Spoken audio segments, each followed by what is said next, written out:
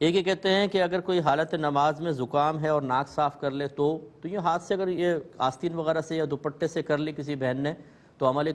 قلیل کے ساتھ یعنی ہلکے سے عمل کے ساتھ اس میں کوئی حرج نہیں ہے۔ ایک یہ کہتے ہیں اگر کسی کو زکام ہو اور اس وجہ سے تیزی سے وہ نماز کو ادا کرے تو کیا حکم شرع ہوگا؟ تو یہ ہوتا ہے بہرحال کہ اس طرح کی جب کیفیت کوئی انسان پر طاری ہوتی ہے تو اس کو ارکان کی ادائیگی میں کوفت سی محسوس ہوتی ہے۔ اب اور کوئی اس کو ذریعہ بھی سمجھ میں نہیں آ رہا ہوتا، اس کیفیت سے باہر نکلنے کا، اور اس کے لیے ایک بہترین یہی ہوتا ہے حل کہ نماز کو ختم کر کے پھر انسان سکون کے ساتھ کچھ دیگر معاملات کرے۔ تو اس میں اگر وہ تیز تیز پڑھ رہا ہے ایک فطری تقاضے کے تحت گنجائش نکلے گی، لیکن اس میں کوئی واجب ترک نہیں ہونا چاہیے، جس کو تعدیل ارکان کہتے ہیں کہ رکوع سے پورے نہیں اٹھے فوراً سجدے میں چلے گئے، ایک سجدے سے مکمل اطمینان کے ساتھ نہیں بیٹھے فوراً دوسرے سجدے میں چلے گئے، اٹھا یوں فوراً، تو اس طرح پھر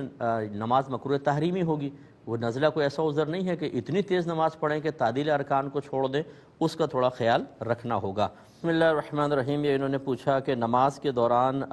اپنے کپڑوں کو مٹی وغیرہ سے بچانے کے لیے دونوں ہاتھ استعمال کر لینا کیا حکم ہوگا؟ دیکھیں اکثر جو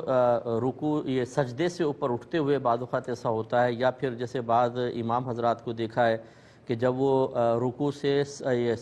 اٹھنے کے بعد سجدے میں جانے لگتے ہیں تو تھوڑے سے کپڑے اوپر کرتے ہیں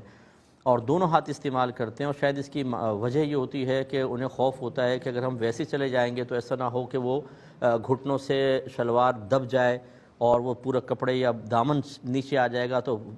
کپڑے دب جائیں گے، تو تھوڑا سا اوپر کر کے وہ اپنے نماز سجدے کو بہت آسان کر لیتے ہیں۔ تو بہرحال اس طرح دونوں ہاتھ استعمال کرنا کہ جیسے آپ کپڑے وغیرہ اٹھا کے جا رہے ہیں، اس کو مکروہ ضرور لکھا ہے لیکن اس سے فساد نماز کا کوئی تعلق نہیں ہوگا، کیونکہ عمل کثیر ایک ایسے عمل کو کہتے ہیں جس کو دور سے دیکھنے میں